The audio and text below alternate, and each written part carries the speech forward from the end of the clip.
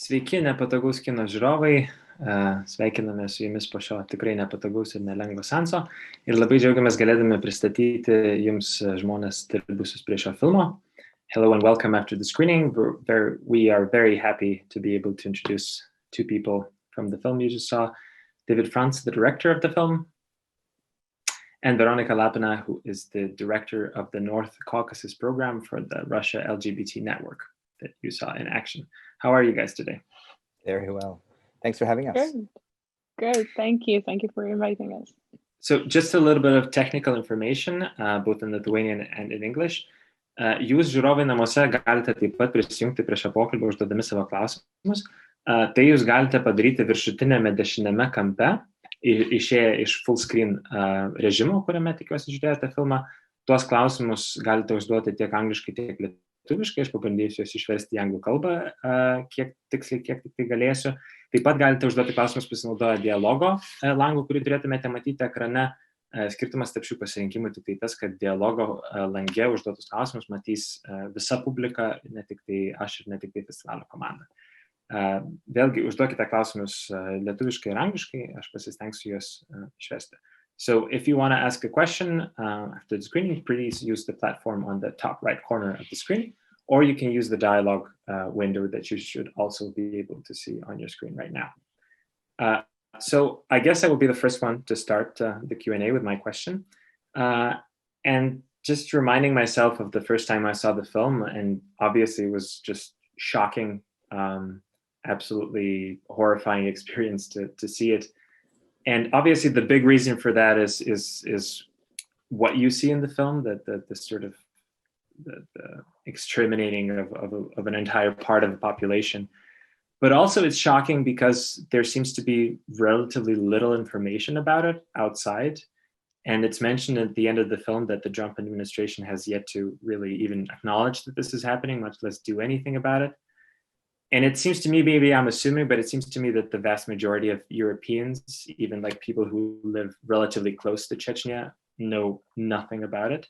So could you take us sort of through the wider context of how this is happening and how are we hearing so little about this still? Well, absolutely. And thank you for inviting us and for letting us share this story to your audiences, but also to the larger world, which has been part of the mission here. It's true that the news cycle has really let us down on the question of covering this atrocity. It is it's kind of a singular event in Europe and in the world that this is happening, that, as you say, an entire portion of a population is being rounded up for extermination. And it's been going on for 3 years. It was first revealed in early 2017, thanks to an investigative reporter at an independent newspaper in Russia, broke the news open in April. There was a round of political pressure that was exerted from some capitals of the world on Russia to do something about this, to bring a halt to it. Russia denied that it existed and has maintained that denial. And it's because of that silence and the dereliction of the news industry really around this subject that people like Veronika and other activists in Russia have had to take this work on themselves. It's harrowing work. It's extremely dangerous work. And it's being done in this political vacuum where the mechanisms of international human rights defenses have really been silenced. And that's why I wanted to help to try to amplify the voices of the people who are doing the work with this film, to bring this story to a wider audience, to somehow, if possible, re-platform the issue so that we will resume a much needed conversation around these crimes. You mentioned the whole Russia policy, and obviously it seems like Putin not only knows, but probably approves of these events. So to what extent would you say that what we're seeing in Chechnya is a sort of not an isolated event, but a conclusion of policies we see all over Russia? I'll start. Certainly, Veronika knows these things better than I.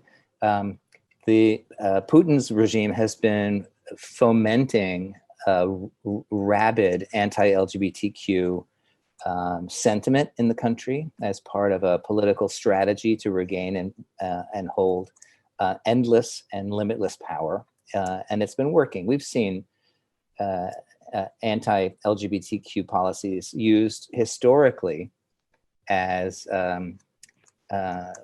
culture war tools and weapons to empower and strengthen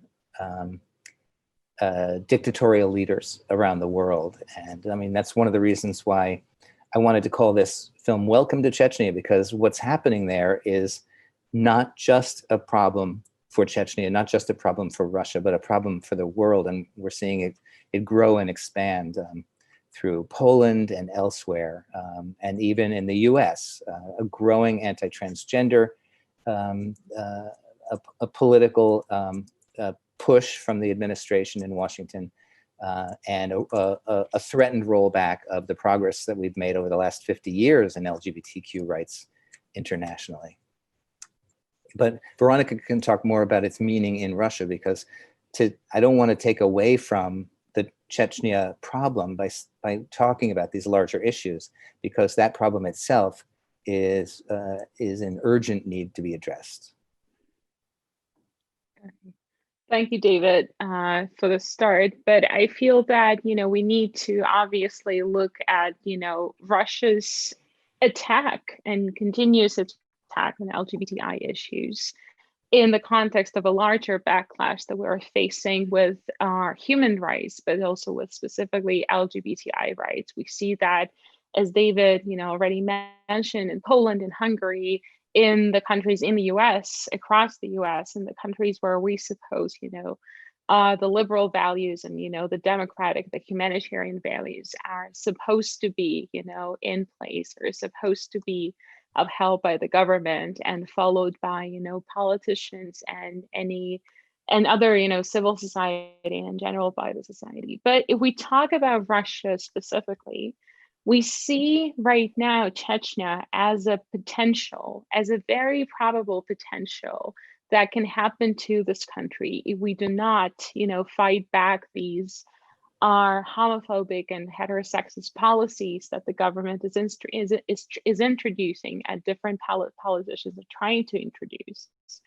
And since 2017, in 2017, we already had the notorious anti-propaganda law, right, that prohibits basically the circulation of any LGBTI-related information among minors. We already had that. It sort of discursively aimed to prohibit any discussion happening around LGBTI people. But right now, we're having even worse initiative from the politicians. They're trying to sort of strip away the rights of transgender people, the right to identify, the right to be who they are. We're seeing major backlash in terms of there are multiple initiatives to criminalize LGBTI issues. And that is already, part of the same discourse that allowed Chechnya to have, to orchestrate these atrocities in 2017. And these governmental politics combined with the rejection, with continuous rejection, continuous denial of the Russian government that this is happening in their country, on their territory. This is Chechnya, what's happening in Chechnya, this basically gay outlaw, is what we can potentially see in Russia, unless there is a orchestrated and organized fight back from the human rights defenders, from civil society, from the public in general. And the public in general, that's what I actually wanted to ask you at the very end, but I guess I will ask it now. Even for like a human rights film festival that we are, this is a film that kind of leaves you with a sense of, what can I really do? So is there like anything that we, the viewers, can do, not living anywhere near those places? Yeah, I mean, everyone can help in this situation. And you are still, still people are still running away from these atrocities. And, you as European citizens can definitely call for your governments to allow the people in, because they still, despite the fact that we're fighting back, this situation, they still need some safe place to stay. They still need some safe place, some refuge, basically. And this has been a major issue for us in general, that the government, the European governments are very reluctant to take in the Chechen refugees, right? They have, there are still people who see the Chechens as, as the quote unquote terrorists, right? This image from the early 90s, we still have that still haunts, Chechens nowadays. And that is a problem. And we also need to sort of, get away from that. You can continue spread the word about this movie, and this movie is a great possibility for, for us to sort of, regain the viewers' attention, regain the public attention, and bring them back to the situation. Because as David usually says, in 2017, it was all over your news. But now it's, people hardly ever remember that this is, that this is still happening. It's just the politicians who are still, in some situations are able to raise this, with a very, very narrow strip of public. And also, there is a possibility to donate money, because that is also can be helpful in different circumstances. There is a fundraising website, David, is still there, right? Absolutely. It's not going away. Welcome to Chechnya.com.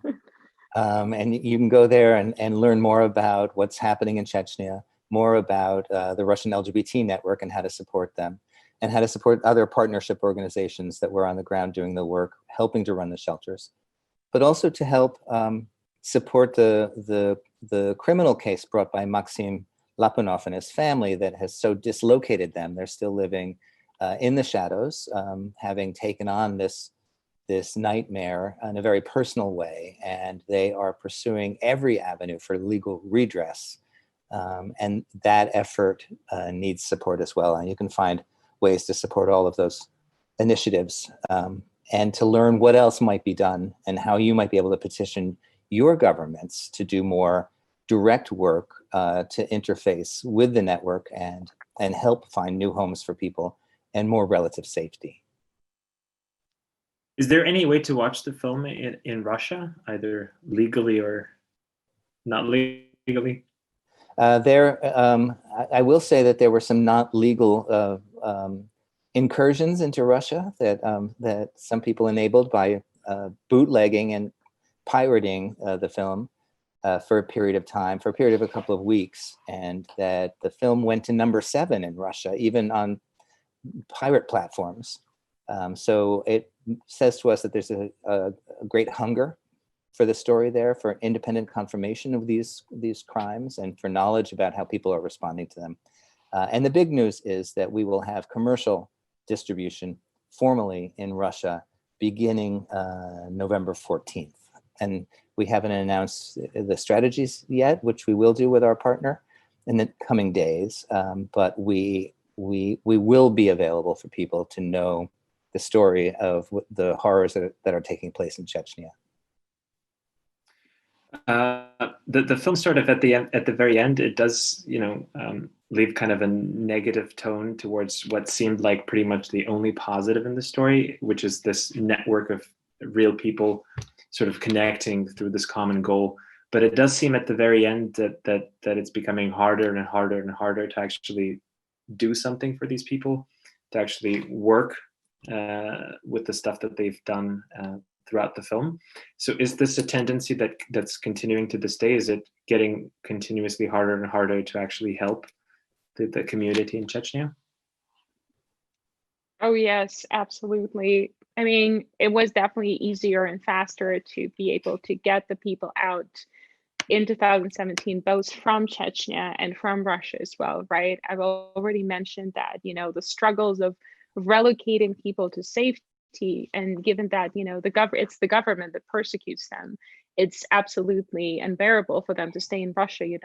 The amount of surveillance that the Chechen police and the Chechen authorities can exercise over them is outrageous. And that's why, everyone is for almost everyone, we're trying to make sure that people are relocated somewhere else.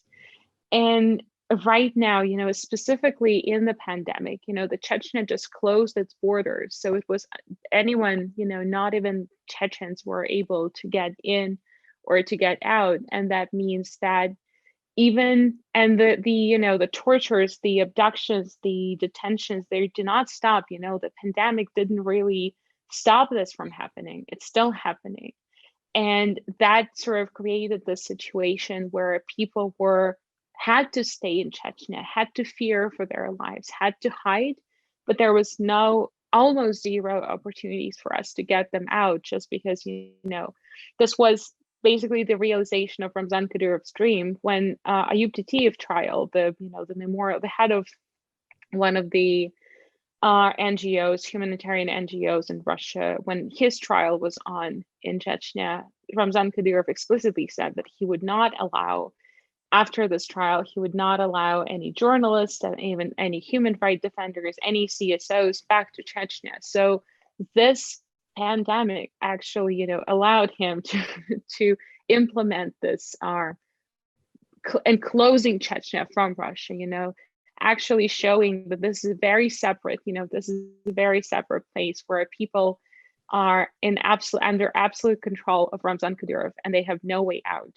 And this was an absolutely terrifying situation, both for us and for the people who were stuck there with no opportunity to leave. Right now, it's a little bit better that you can now travel from and back to Chechnya, but it's still, this precedent already sets a very specific message. It sends out a specific message that people are, Ramzan Kadyrov can have the full power over Chechnya, over its borders, over its people. And that definitely makes our work more complex. Have you heard of any reactions from the officials, either in public or through back channels, as to the reaction of this actual film coming out, of the story that you have already told? We have seen some. We saw on government-controlled television in Grozny a long 30 or 40-minute report on the film itself, in which they sought to discredit every aspect of it. Kind of scene by scene. It was a remarkable display of propaganda, but it also meant that they saw the film and understood the power of the film, and were going to do what it took to try and contain that power. Putin's spokesman in the Kremlin has been asked for a response to the film, and they denied that they had seen it and said that they wouldn't seen it. But if you can read between those lines, it does seem as though the political waves that it may have stirred up in Chechnya have also been stirred up in Moscow. So we're hoping that as the film continues its rollout and becomes a global message to the world about what's happening there, that more and more governments will have to react. I will add one little coda, which is that we showed the film in Congress in Washington over the summer in July, and to lawmakers and officials and government officials, and within 72 hours, the U.S. State Department finally, 3 years after the first news broke about what was happening there, finally issued sanctions against Kadyrov and his leadership and his family, specifically for the crimes against the LGBTQ community there. So this is not a progressive government, obviously, in Washington, but it suggests that the film has the power to begin a conversation, to resume a conversation, and to make it effective. Has there been any reaction towards those restrictions? Kadyrov responded by issuing sanctions against the U.S. State Department and President Trump and a whole number of other people. No, against Mike Pompeo. And Pompeo himself. Yeah. And and so it was a tit for tat, with the tat having very few teeth, as it were. But it means that there's a conversation, whether or not it's done starts on a petty level. We have to wait to see, does it grow into something more impactful? Just to clarify one point that you mentioned previously, what is the way for the propaganda machine to sort of combat this film? Is it to say that this was all lies, that these are all actors? What's the reason for acting out these scenarios? Well, there's millions of reasons, none of them, anywhere near acceptable or palatable. It's basically just a fight back at this point. We're concerned that and prepared for the idea that a disinformation campaign might arise around the film as a way to discredit it. And that is because since early 2017, Kadyrov has simply said, there is no evidence. This isn't happening. If it were happening, there would be evidence. Welcome to Chechnya is the evidence. We witnessed it. We found, along with the activists at the Russian LGBT Network, we found the evidence of actual crimes that they had filmed themselves. They are doing their own documentation. And we included that as forensic evidence inside the film. This is an undeniable crime against humanity that's being committed, and I think the film says that effectively. Right, but what I mean, what is the logic behind saying that, oh, these are fabricated stories, that this is not actually happening in Chechnya, that these are people who just made it all up? For why? What's the explanation from that side, the propaganda side? Well, it's been myriad, and I think maybe Veronika can speak about this better. I know that some people have been accused of being drug dealers and using this claim as a way to get world sympathy, to try to get away from prosecution. That allegation has been made on numerous occasions. For the most part, they're saying that the whole thing is just a fabrication, but that if there are a number of people who have left the country, it's because they've been using the good offices of the network and others in order to hide their own criminality. And I think that's been their most often repeated allegation about the individuals who are making these claims. Oh yeah, absolutely. I absolutely agree with David that, they are trying to discredit the survivors, basically. But they're trying to say that these are not real survivors. These are, criminals. And the problem is that the rhetoric of, criminal charges in Chechnya is so vast. Like, you can be criminalized and, basically are eliminated because of everything, because anything can be, in Chechnya, anything can be a crime, and it's instantly can become a crime if Ramzan Kadyrov says so, right? And the fact that the Chechen government television decided to dedicate, 40-minute whatsoever, feature to talk about this film is that it actually had a really great popularity among Chechen people.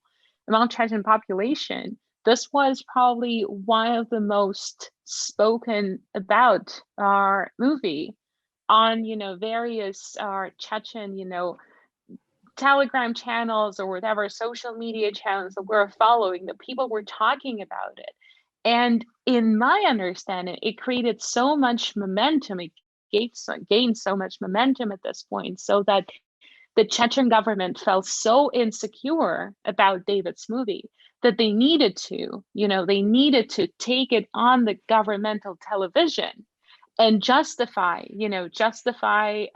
their actions and tell that, this movie is a bunch of lies. And this is just the governmental, Kadyrov's personal insecurity. I feel like that's the actual reason for doing so. We do have a few questions from the audience.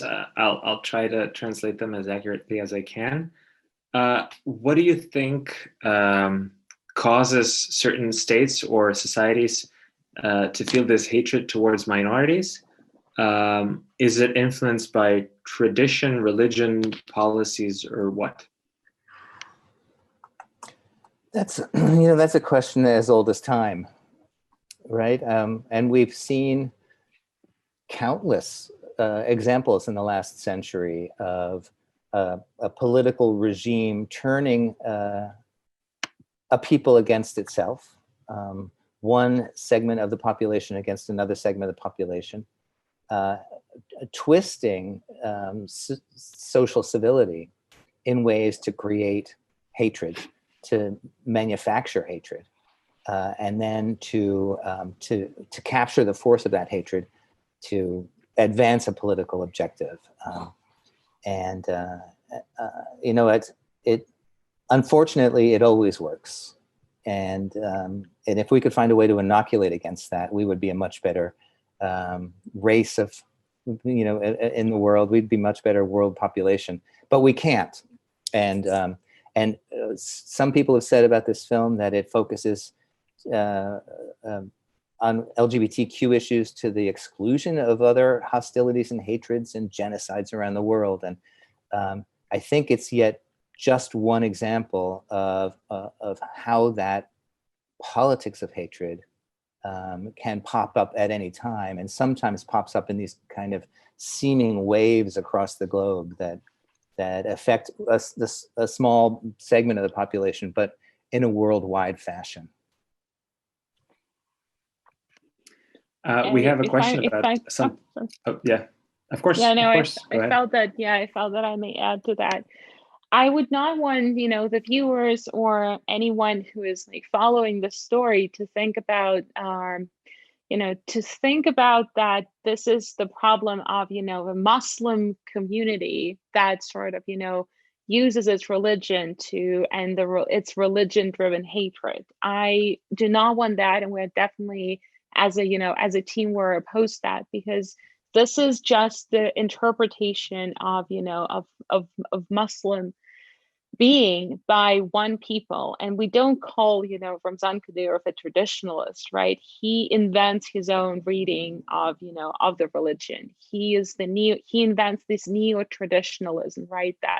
And he justifies, it's his decision, right? It's absolutely the government's decision to perform these atrocities. But the justification that comes through the religion. And we see in this, in these horrendous crimes, how the religion actually functions. It just functions as justification. There is not necessarily, I do not want people to think that, this is happening in Chechnya just because this is how Muslim people are. We have as many different Muslims as many different Christians, as many different, Jewish people, and as many other religions, right? It's the interpretation that matters. It's the government justification that matters. It's the actions that actually matter. Could you talk a little bit about the face changes? We have a question that says that the face changing looked amazing, but it's also worrying to think about the decryption of it. And is it really safe? Also, an additional question, there seemed to be a few people who looked original without the face changes. So was that true, or is that just the impression? That's such an interesting question. The fundamental challenge for us was to be able to invite survivors to tell their stories in a safe way. And we wanted to be able to see their faces as they were going through this incredible time in their lives, this incredible crucible, to know what it was like to be them, to experience what they've experienced, and to join them on the journey. So the face double technology that we use, which took us a long time to develop, because it has not been used before, allows us to do that by inviting. Well, there are 23 people in the film whose faces are covered, and we invited 23 other people to lend us their faces as a kind of a human shield, as kind of an act of activism, really, to take away the risk to the people who are in the film, and in some degree to take it on themselves. Those people are all mostly in the US, mostly LGBTQ people themselves, mostly activists that we asked to do this, and they agreed to. And the process, this artificial intelligence process, allowed us to film the face doubles and then extract the features of their face in multiple expressions and into an algorithm that then mapped their faces kind of pixel by pixel over the face of the folks who are in the film. It was kind of a digital face transplant, so that it affects nothing about what's said or done or responded to or reacted to in the film. It only changes the skin of the people who are doing it. Can this be undone? No, it can't be. Once we finish the process of doing that machine learning VFX work, then we burn a digital print of the film. That's what everybody's seeing. It's this two-dimensional print of the film. There's nothing underneath any of the images in the film. There's no way that the face that you're looking at can be extrapolated either digitally or in any other way to find out what was underneath it, because what was underneath it is now gone. So there's we're confident that this is a shield in a permanent way, that people are truly allowed to regain their voice, to reclaim their own narratives in a safe way and anonymously, while also allowing us to join them on their journey through these many months that we filmed. So I guess there was one last part of your question that.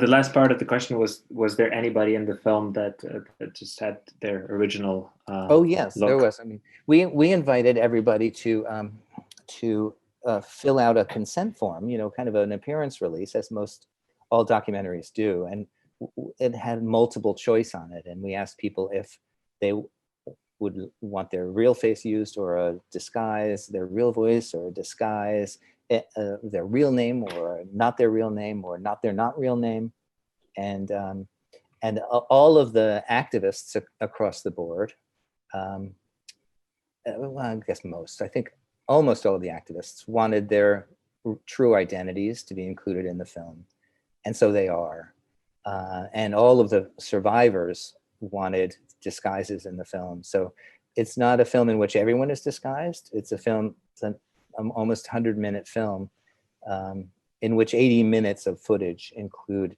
people with this digital disguise method. So just keeping on the same track of the face change question, is that a decision that you had made prior to shooting, that this is what you were going to do with these faces? And also, just on a broader perspective, there's a saying that a film is born 3 times. In the pre-production shooting and then in the post-production. And this, at least looking at it from like an outsider's perspective, seems to be a film that's very much born in the second and then in the third one. Absolutely. So how much had you planned going in? How much had the movie changed after the shooting? And I knew going in that I was going to have to promise people a disguise. And I thought I understood what it was I was proposing to them, which is a more traditional and certainly used in multiple other documentaries, an approach that involves something called rotoscoping that kind of carves the individuals out of the frame, and then we put them through a series of filters that render them more as a cartoon. And that cartoon then would appear within the structure of a non-cartooned environment. And that's what I told everybody when I first met them that I was going to try to do. But that turned out not to have the security that we were looking for. It didn't render people entirely disguised. And in some cases, and this was so unexpected, it made them even more recognizable. It kind of made them into caricatures of themselves. So, the little thing about them that was uniquely about them, the kind of crooked ear or the bent nose, became a really crooked ear and a really bent nose and a huge flag that said, I'm here, I'm a cartoon, but but you're going to know who I am. And so we went back to into development to try to find other approaches. And we were cutting the film the whole time, not knowing how we were going to do this. And in fact, we had a nearly finished version of the film before we finally found this approach that had been suggested to us by a VFX artist in Los Angeles who had been working in the area of artificial intelligence. And he suggested that he might be able to do it. And he gave us a little example. And I was just blown away. And I thought, finally, I'm now convinced. After we shot the whole film, after we edited the whole film, I was finally then convinced that we could bring the film to you, that we could show the film to the world, that I could go back to the people who I promised anonymity to. And I'd also promised them security reviews. And I could go back to them and I could say, this is what you're going to look like. Do you recognize yourself? Actually, what I would do is like send them an image and say, who's this? And in many cases, they couldn't recognize themselves, except that they knew the setting, they knew the room they were in, they knew the clothing that they were wearing. So it was at that point then we began this really lengthy work after we had finished cutting the film to change everybody's faces. And we knew that once we did that, we might have to reconsider some of the decisions we made in the film itself. And in fact, we did. We went back to the edit because with the new faces, it meant certain new challenges and certain new opportunities in the edit to help incorporate those elements. So this is a technology that's like literally specifically created for this film, right? Absolutely, yeah. And now for other films, and certainly it's a brand new tool for documentary filmmakers, but also for human rights defenders who have been looking for something that will allow people to narrate their stories without sitting in darkness, without having mechanized voices, a tool that allows people's humanities to show through. And I'll add a quick aside. Because of humanity, like that very core concept was something that was so important to us. Before launching into this lengthy AI period, we brought this approach to a neuropsych lab on a college campus in the US, where they study empathy and they study what's called the uncanny valley, which is the way artificial images can elicit emotional responses, both positive and negative. And we said, is this approach intervening in the way that human beings receive this story and connect to the people who are in the film? And we had 3 or 4 different approaches that we brought to them, different aspects of this work. And we found that the one that we used in the film scored just as high as if we presented that same scene to people without any disguise. So the audience, at least in that test, which was a test involving 120 people, felt emotionally connected to the face double, this full face double that we present in the film, just as much as they did as if the underlying face were there. You talked about safety, protecting the identities of these people in the film. What about the safety of actually, shooting the film? Because you obviously had to be there, and how did they react to you as, an American director who has made films about the LGBT community in the past, coming to Chechnya? Were the officials not suspicious? How did you do the whole filming process itself? Well, you're right that the main thing that we had to figure out is how could it be possible to make a film about this? And I worked really closely with the activists in Russia to learn what their security protocols are and were, to adopt them to our security protocols. We had security teams that were advising us on how to do these things. We prepared before going into any of the shoots to have answers to questions in case we were found, to be ready to argue our way out. I was certainly much more concerned for the lives of Veronika and David in the film, and Olga and the activists who were doing the work, than I was concerned for myself. And Veronika will tell you how difficult our conversations were about how to make sure that the work I was doing did not undermine any of the work they were doing. But also she might be able to tell you the story of when we did draw some attention inside Chechnya. Yes, I thought that David would remind me of the story, how he was nearly arrested when we were escaping Chechnya. And yes, we had some interesting, interesting developments into that. But yes, I mean, when you cross the border to Chechnya, and when you cross the border out of Chechnya, you will be definitely, despite, no matter what type of car you're driving, you will definitely be stopped and your documents will be checked. And it's a Chechnya is not the most touristy place where people would go, especially foreigners, because for example, US travel advisory specifically says that US citizens are not advised to go to the North Caucasus in Russia. And if something happens to the citizens of the US citizens in the North Caucasus, it is very possible that the government would not be able to do anything to rescue you. And this is an actual travel advisory. So we were stopped our car was stopped as we were we're driving out of Chechnya. We did not escape from anyone. No one was rushing, behind our backs necessarily.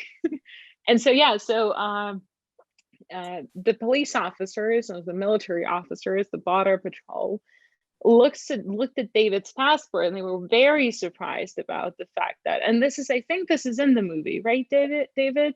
This is the part of it is in the movie where they take David's passport, and they are so surprised that there is an American man who is like traveling by car in a taxi with like two other people. And so they took David in, and they were trying to they tried to record his passport, and they were asking where we were going from. And we said that we visited Grozny. And then they became even more sort of not terrified, but they decided they would not record any of the David's information, and they just let us go. And I feel that was a part of our security plan, because it's known, it's some kind of knowledge that we have that it is very possible that the Chechen officials would not mess with, arresting an American citizen, because they know it would spark some sort of political conflict. And that is like, David was basically our security plan. That was probably, yes. But we definitely went to Chechnya before without David, and we definitely didn't attract that much attention, because David was, with a camera, and we were acting like we were tourists. And that sort of also allowed us to remain noticed. And that is, I think, made us less suspicious for the local officials. So the entire filming crew was reduced to what, the director and the DOP? Oh, we had two groups of people. One group of people was filming secretly. They were in one car with the woman that we were trying to get out. So those were the women that were dressed in the dresses, and that those were going in the cab to the wedding salon, as far as I remember. And we were trying to sort of attract, and they were trying to become, to remain invisible, while we were trying to attract as much attention to ourselves as we possibly can, just to make sure that, the attention falls on us and not on them. So that was the plan that would allow David to shoot the whole thing, that would allow for the film crew to shoot the whole thing, but also to increase somewhat our safety and the success of our extraction operation. Absolutely. So one of those two women who was helping young Anya was our DOP. and she was shooting with a GoPro, hidden GoPro, great. And I was shooting the B camera with an iPhone. And I had a second camera that Veronika was talking about. It was the second camera I was using for my mad, wicked, American off the beaten track tourism charade. And we were like pausing and passing the camera back and forth and phone back and forth and taking pictures at the mosque. And we were the most notorious of tourists that day. Yeah, that's right. And so I was filming when they stopped us and took our passport. I was filming the stop by holding the iPhone between my knees in the cab. And when they called me out of the car, and Veronika came with me to translate, and frankly, I think she was my shield, not me hers. I just dropped that phone to the floor in the cab and was able to produce the other phone to show that we had in fact been making all these kind of a very grand touristical selfies. Speaking of Anya, though, we do have a question about what do you think happened to her, or if you know, what do you know happened to her? I'll throw that to you, Veronika. I mean, we know that she's alive and she's back to Chechnya. We have very sporadic opportunity to communicate with her. I mean, that's what happened in if we talk about what's the fate, right? It's like the question usually surrounds the question, is she still alive? Like, yes, she is still alive, fortunately. But the question, like, why did this happen, right? Why did she, after this whole like very complicated procedure and after this relocation, why did she leave for home? It's the pressure of waiting is unbearable for a lot of people, because this liminal position that people find themselves when they are out of Chechnya, but not yet in a very safe situation. So they are stuck in a safe house, and their fate for them is absolutely unknown. They don't know what will happen for them. They are fully dependent on the support of social workers. They are locked, and Anya specifically, since, her safety was a big question for us. Like, we had other, not necessarily very safe issues that surrounded her case specifically. And she was definitely, she was definitely feeling like she was locked in that apartment, lacking proper life. And as a young person, in your 20s or even in your 30s, we see people having they're seeking to start this new life, but this life is not yet there. This life in safety in another country where they will be able to be who they are. It's not yet there. And for them, the wait becomes so long and so unbearable that some people decide that they will return to what they know, because there is a lot of things that are unknown for them. They don't know what to expect when they will become a refugee. They don't know what to expect, in this liminal life in the safe house. So they want some certainty. And sometimes the only certainty they can find, the only life they know, is to return back to this harmful, yet a very known situation. And that is unfortunately, that has not just happened to Anya. Anya is just what we see in the movie.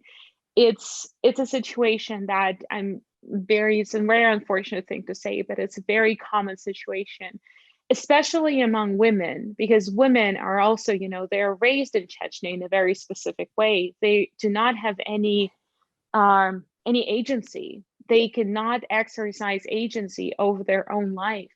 And so being in this situation, right, like being stuck in the safe house, they sort of, they feel that they cannot control their lives, and they want someone to be able to control them, right? They want some sort of control over it. So they decide to return back to this, because that is, for them, that is the only life they know.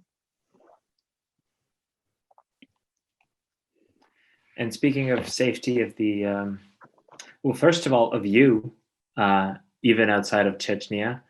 And secondly, speaking of the people portrayed in the film, even with the face changes, even with not mentioning, their locations or countries, do they feel safe, and do you feel like there is still risk?